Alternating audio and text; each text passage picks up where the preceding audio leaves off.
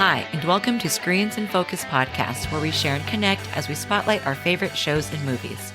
I'm Brooke. I'm Diana. And today we're going to be talking about The Walking Dead, Season 11, Episode 5. And we have some recommendations on The Chair, The Morning Show, and Cruella. But before we dive in, how are you, Diana? I'm great. How are you?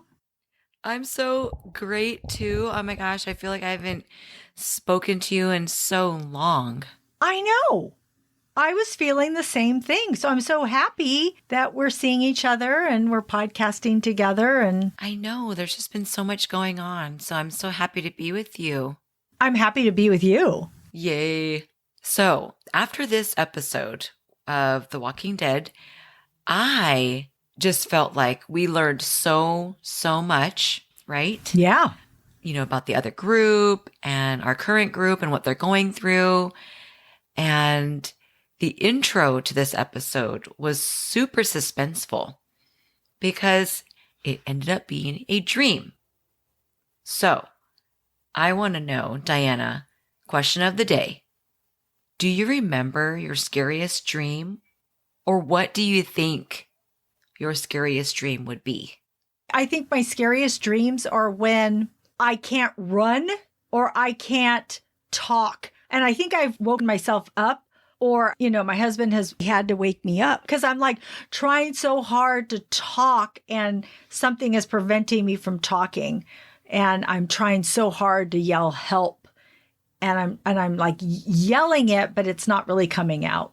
So that's probably the scariest dream that I can recall. Ooh. Oh, that's so scary when no one can hear you. I know. Oh my gosh. What about you? Oh, I just have the heebie-jeebies and I'm here. Oh my goodness. Sorry. Don't mean to give you the heebie-jeebies. I know, right? It is so scary. So scary. Okay, but really, I do have a very scary dream that has reoccurred since my childhood, but I want to talk to you about the reoccurring dreams that I have when I watch all these zombie apocalypse films. Oh my goodness. Yeah. Boy, oh boy. I would say the best one that I ever had, because I love them. It gives me all this adrenaline. I'm running. I have to be strategic. I have weapons. There's family involved. It's scarce. It's so crazy sometimes. But the most interesting reoccurring dream that I ever seriously have, I end up back at my childhood home where I was raised majority of my life, or maybe most influenced. So I have these apartment dreams. And so you can only imagine what in a zombie apocalypse dream or nightmare would feel like in an apartment complex. Holy cow. And then I have these really interesting reoccurring dreams where it's at a coastal beach house, because I also had that experience too. So it's really interesting to put, so in my opinion, or I guess my genre for nightmares or scary dreams that I enjoy actually are zombie apocalypse dreams. Okay. So I can't hardly wait for them. They're just so much fun. That's crazy. I don't know if I've ever had a zombie apocalypse dream. I don't think so. Huh. Oh my gosh. I don't know what it is about it, but I get them and I enjoy them. Yeah, I look forward to them. That's not a scary dream then, I don't think. I don't know. It's supposed to be. Yeah, you're right. I know. You're yes, I'm on a mission. You're I'm going to kill you. I'm going to stab you. I'm going to get you. Okay, well, sometimes it's they're really sad too. Aww. So it's just, the thing is, it's I'm watching my films in my sleep. Right. And there are these stories. Well, so with us talking about dreams, I was just thinking how there are times when I kind of know I'm dreaming, but then there's times when I don't even think I'm dreaming. And then you wake up and you're oh my gosh, that was a dream. Thank God, because that was pretty scary. Oh, yes. Those ones get me Oh boy, I don't like, sometimes I just wake up and I have to talk to my spouse about it. Yeah. And, he's helpful with that because it's, some of them can be really sad and those are really scary. Right, they are. Ooh, and here we are getting close to October and it's Halloween. We're already talking about scary dreams. So Oh, I love Halloween. I know. So, friends out there, what is your scariest dream? Let us know. You can leave us a comment on Twitter at @in_screens. You can follow us on Instagram and subscribe to our website. The links are in our show notes. All right, Brooke, we get to talk about The Walking Dead, episode 5, Out of the Ashes. Tell me what your overall thoughts were on this episode. Oh my gosh. Well, I was completely intrigued at how Hilltop appears. I mean, this place is a wreck. I mean, there's like walkers, there are charred bodies. This whole place has fallen apart. And Carol, Lydia, Jerry, as well as Aaron, I just couldn't believe their adventure and their mission and what they ended up having to go through. So this episode really, I just felt a lot of, it was very uncomfortable. Okay. I mean, even Lydia had to go away. Yeah. Jerry was like, he had a relationship with a tiger. Okay. At one point. Yeah. And this is a bit much, So Aaron, he really surprised me as well as Carol. What did you think about this episode? Yeah, I thought that there was a lot to see in this episode. And the beginning was intriguing with Aaron facing all these villains in his dream. And yes, seeing that destroyed hilltop was, oh my gosh, just awful to see. They find a whisperer who has surprising news. We learn more about the Commonwealth, which was so bizarre that this kind of life exists here while everyone else is starving in Alexandria and elsewhere. Also, to see Judith's heartbreak really broke me. And I loved the intensity between Negan and Maggie. Man, was it thick. Right. Yeah, this had a lot to unpack in this episode, which I loved. Loved, loved, loved. But what stood out to you in this episode? Well, definitely that scene where Jerry had found Nabila's scarf. Oh. And that scene was just so crazy. I mean, Lydia, we saw the walkers in the herd, and moving forward, just the fact that they still exist. Yeah. Nabila's scarf was found, and we found these, humans. One was masked as a whisperer. The other ones looked very scared, like they were being locked in there, and they seemed really far gone in their community, I guess. They just seem like they've been scavenging and they're sort of savage-like. Mm-hmm. And then there's an interrogation. So that man, oh my gosh, that actor, I was like, oh my gosh, like cringing, when he's just like, Yeah. right? Yes.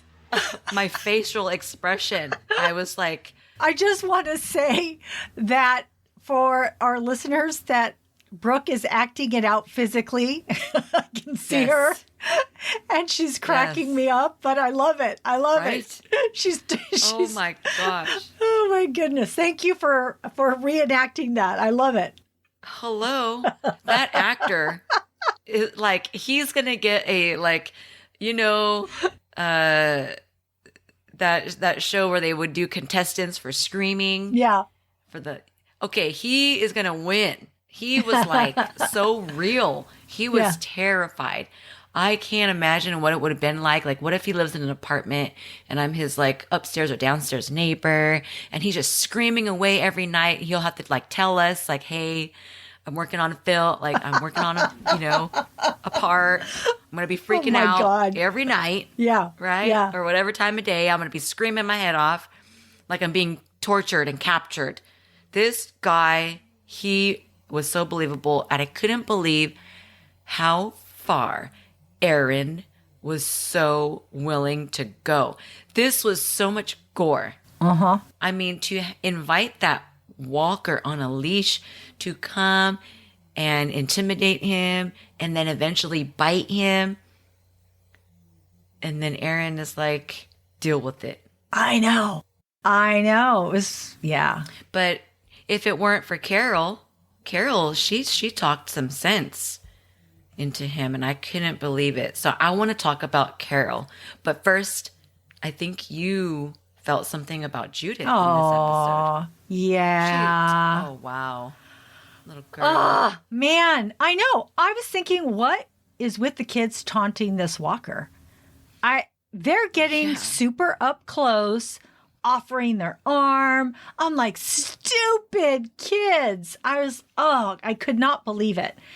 And Judith confronts the kids and gets bullied and pushed. And, he tells her, no wonder your mom abandoned you. And Judith says, say it again. I dare you, as she raises her sword to him. And that's right when Gracie steps in to help ease the situation, which I actually really loved, that Gracie, has her back. And when Judith walks away, the look on her face, it was killing me. She tried so hard to keep it together.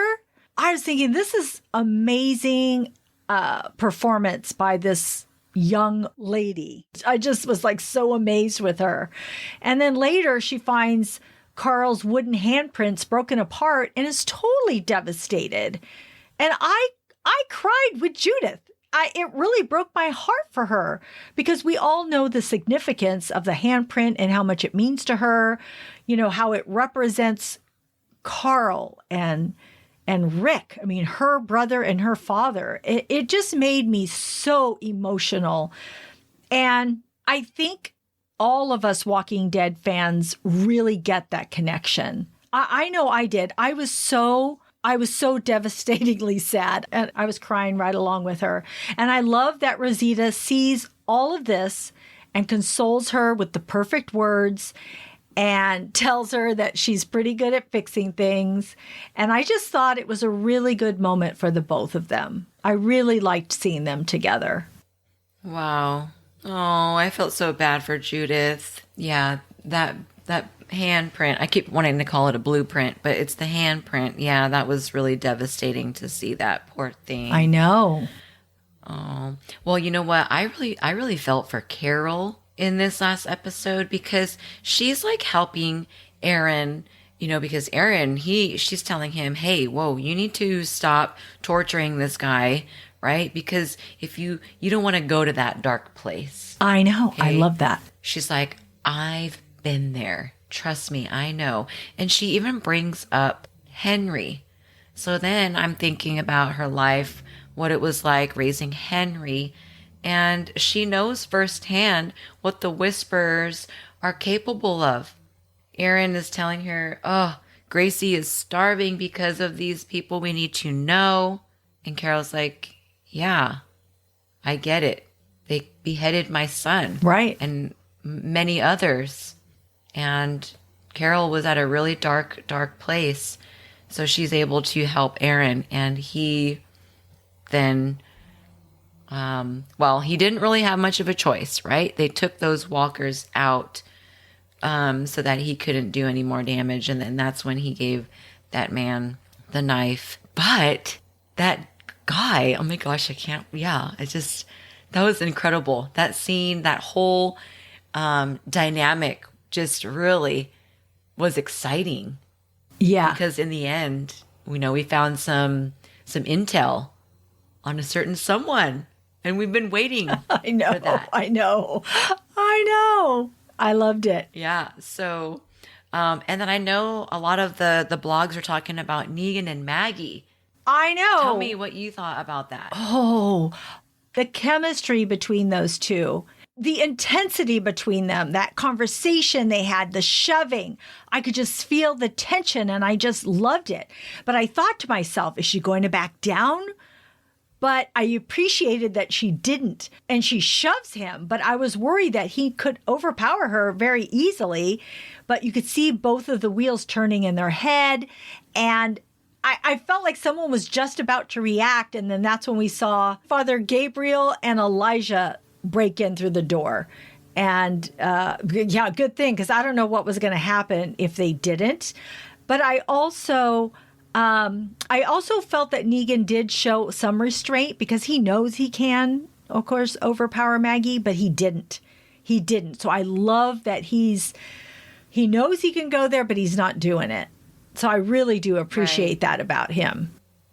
Right, right. Oh, I was so happy to see Father Gabriel crash through the door like that. Yeah. Although I'm concerned about their wounds and that Alden is still out there, right, held up at a church. Right. I know. I thought he was going to die. I know. I know. And you know how they give the swan songs a lot of time. They highlight a character right before their demise. So I really hope that he makes it, that they don't just come back and he's gone. At least allow him to do something, Yes. I really hope that he can survive somehow. Exactly. So do you have any other thoughts about this episode? Oh, my word. Well, how about ice cream and cake? Yeah. And like a DVD or a VHS tape, whatever. I know. I don't even know. I know, right? I'm like, wait, hold on. Yeah, like we all got to see what's going on with Aaron and everybody else like that. But hold up, there's like a community of 50,000 people. I know. I was shocked. That was shocking to me. 50,000 people? They just keep expanding, like, seriously? Like it's a corporation? Mm-hmm. It's amazing. They have jobs and housing assignments. Yeah. I just want ice cream now. He was like, oh, is that Rocky Road? I'm like, dang, what is really going on here? And then why Yumiko is so surprised that her brother, like, first of all, she's reunited with family. Yeah. At a community. And then he's just been there like for a very long time and doesn't remember what it's like outside of those walls. I know, right? And I can't believe he dropped that cake. I wanted that cake. I wanted to eat it. No, I was like, oh, wow. And I was thinking how long it's going to take to make another one of those cakes because somebody has probably ordered it, right? Yeah. Oh my word. Somebody's wedding, somebody's celebration. They're not getting cake. Right? In the zombie apocalypse. Yeah, exactly. No cake for you. That surprised me a lot. Eugene surprised me a lot. Him getting busted. Oh, yeah. And okay, wait, let's go back to the ice cream thing for a second. Remember that other girl that was she the one who had Rocky Road? And then he commented. And she doesn't say a word. I think people are speculating that could really be Stephanie and not the other girl. That's what I've heard. Because it's like, why didn't she speak? She just was quiet, like she didn't want her voice to be heard. So I'm like, what? I don't know. But then I'm thinking, why wouldn't Eugene recognize that this woman that he's talking to isn't the same voice that he was talking to previously? I don't know. Probably just because it's the zombie apocalypse, I guess. So many little things happening at the Commonwealth, like the little things popping up here and there. Yes. And then lastly, for me, that interrogation with that whisperer, poor guy, he was just like, oh, Some of us, we're not like that, kind of like the savior, Yeah. right? You're just, you are what you are. Anyway, he told us some info about Connie. Thank goodness for this torture. He was like, oh, I have something. I have some info. I know. Would you like to know this after you've had a zombie bite my hand? And I had to cut now it that off. I have to cut it off. Yeah, exactly. I know. Why didn't you say something way earlier? Just kidding. So I was very excited to hear that. I thought it was great entry into, the next episode. But yeah, It was like they were all shocked. They're like, what? And I'm sure Carol was like so excited because she's feeling such guilt, over Connie. So I was really happy. Oh, I just thought that was the greatest news to hear. And it's funny because Jerry said, yeah, aren't you glad we didn't, kill him or get rid of him? This is great news. Yeah, exactly. Thank goodness. I wonder about Tommy, though. I'm like, they're bringing him in. What's going to happen? Is he someone who can be trusted?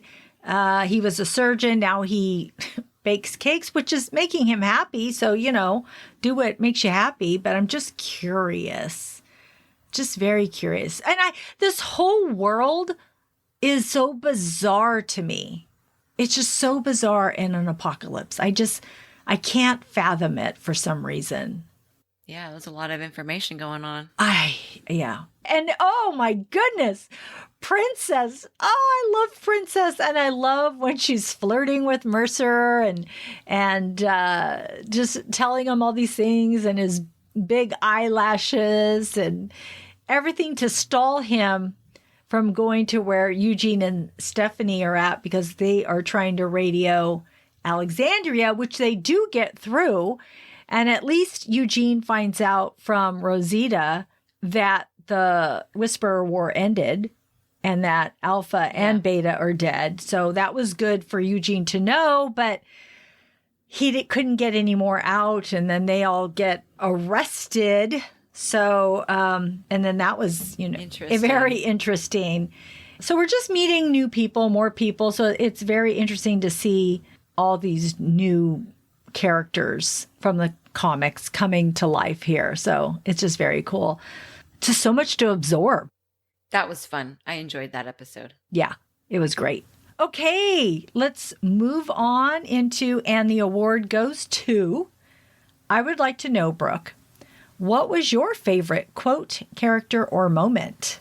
Oh, well, my favorite moment was Carol speaking to Erin about her experience in dealing with the dark path, and she was able to discuss that and talk about it. And we watched her going through her distress, and she was popping pills, and it didn't matter if she lived or died at one point. And so I think at a couple different points in her life, it would be better for her if she felt that her life would be over. And so for her to help Aaron and him overcome the PTSD that he's experiencing from the torment from the whispers, I think that was really admirable for a Carol, and I'm so proud of her. I'm proud of her too. Yeah, it was great. Great step for her. Yeah. Right? Yes. Huge. What about you, Diana? What is your favorite character, quote, or moment? And who would your award go to? My award goes to the quote when Rosita tells Judith, pieces of wood are nice, but you don't need that to remember how much they loved you. Oh, Aww. It was so perfect because it was perfect for me because I was heartbroken for Judith when that was broken. Like I said, I was crying along with Judith because I feel Carl and Rick's loss. I feel it. I miss them so much. I love those characters. And so it made me really sad. But when Rosita said that, I thought, oh my gosh, people live in your heart. Even though we treasure things that were given to us as keepsakes or anything that we carry from people that have passed away or that, that we loved and that we cherish. But really, it's the love that we carry in our hearts, the memories that we have, the things that they've left us, that are not tangible. So I just thought, oh, that was the perfect words to say, Rosita. And I just loved them. Yes. Nice. Thank you so much for sharing your thoughts on that. Thank you, Brooke. Oh, man, such a good episode. I loved it. Really good. Me too. Brooke, I want to know what you're currently watching. Well, I just have to say that we finally watched the movie Cruella, and we spent the evening with my mother-in-law. It was her birthday weekend, and so I did takeout for her and got her presents. Oh, nice. And we stayed. Oh, and I picked up some movie theater popcorn, and we watched Cruella. Oh, and she got her favorite cupcakes. Yes. Awesome. We went all Yeah. out. Yes. And the movie, I thought, was outstanding. I was very, very excited about this movie. My son had been asking me, Mom, when are you going to watch it? And he goes, I've heard it's very similar to one of your favorite movies, or at least you can enjoy it because you enjoy this movie. And he would always mention The Devil Wears Prada. And so I feel like he was pretty accurate on that. I love The Devil Wears Prada, and I really felt some similarities. And I really felt that there were some similarities in Cruella as well. I mean, with many of the character roles. I mean, we had Emma Stone, who played Cruella, and she found herself later in life. And so we get to see the backstory on that. The Baroness, Emma Thompson, absolutely love her. I loved the characters Jasper and Horace.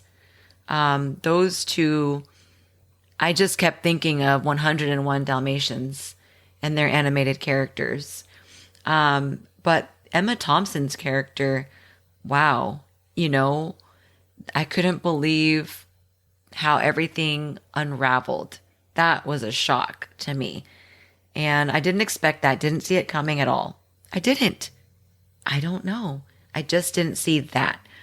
Mark Strong played John, the valet, and I wasn't sure whether he was going to be a good guy or a bad guy. And so I was very well pleased with his character as well. The dogs in the movie were great. So I gave it a 2 thumbs up. I can't hardly wait to watch it again. And I highly recommend it if you haven't seen it. I love that movie. It was so I'm good. surprised you didn't bring up the fashion. Well, yeah. I mean, the fashion was just incredible. Yeah. Incredible. So, yeah, I was feeling very Yes. What Devil Wears Prada. And one of the outfits, the dress reveals, was just in the vault. I couldn't believe it. So clever. I had, there were just so many moments that surprised me. I think it's a great film. I love it too. Yes. What have you been watching? Oh, so the morning show on Apple TV, the 2nd season started. So it's with Jennifer Aniston and Reese Witherspoon.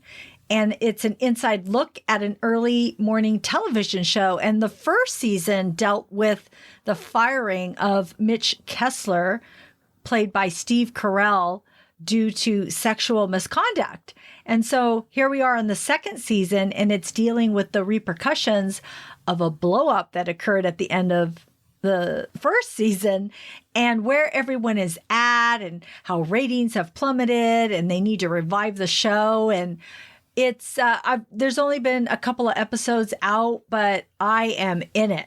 I'm like, yes, I am enjoying it. I like watching it. So it's a great, I'm so happy to see it back for a 2nd season. I came upon The Chair on Netflix. This is a comedy drama with Sandra Oh. And she is juggling being the first woman of color as a chair of the English department at Pembroke University. as she's parenting her strong-willed adopted daughter. I mean, she's this little tiny daughter, but man, she's a firecracker. And Amanda Peet is the writer, showrunner, and executive producer of The Chair. It is so funny. It's a comedy drama, but I just think it's hilarious. I think it is so well written. It got me on the first 5 or 10 minutes. I was in. I couldn't wait for the next episode. I think there's only 5 or 6 episodes in the first season. It was really good. And I love it because it has to do with the university. And so it's a great, great show. I'd recommend that to anybody to watch. I also watched, it was a few weeks back, but I watched Freaky. It's on HBO, and it's with Vince Vaughn as a mass murderer. And he changes bodies with a teen girl. And it's hysterical. It's a comedy horror. It's such a fun watch. It's so fun to watch him as a teen girl and this teen girl as a mass murderer. It's really well done. And especially during October, I think that everybody should tune in and watch it. So it's great. I love Vince Vaughn. I know. And I love it because it's not just a horror. It's a comedy horror. So there is some horror in it, right? You will see some people being slaughtered, but it's just done in such a comedic way. So it's a fun watch. Aww. Well, thank you for your recommendations, friend. Thank you for yours and all your insights on The Walking Dead and Cruella, which I love too. Oh, you're welcome. So that's our show. Thanks for tuning in. We are grateful you tuned in, and we hope something we said today resonated with you, gave you a chuckle, some happiness, some positivity, or inspiration. Please subscribe to our website and follow Screens in Focus and tell a friend. We would love more members of our TV club. You can rate and review our podcast on Apple, Stitcher, or wherever you get your podcasts. This will help other listeners find us. Yes, thank you so much. We'll also be uploading a new episode in a couple of weeks. Our next show will be on The Walking Dead, Season 11, Episodes 7 and 8. You can find our website listed in our show notes. We'll see you next time. Bye. Bye.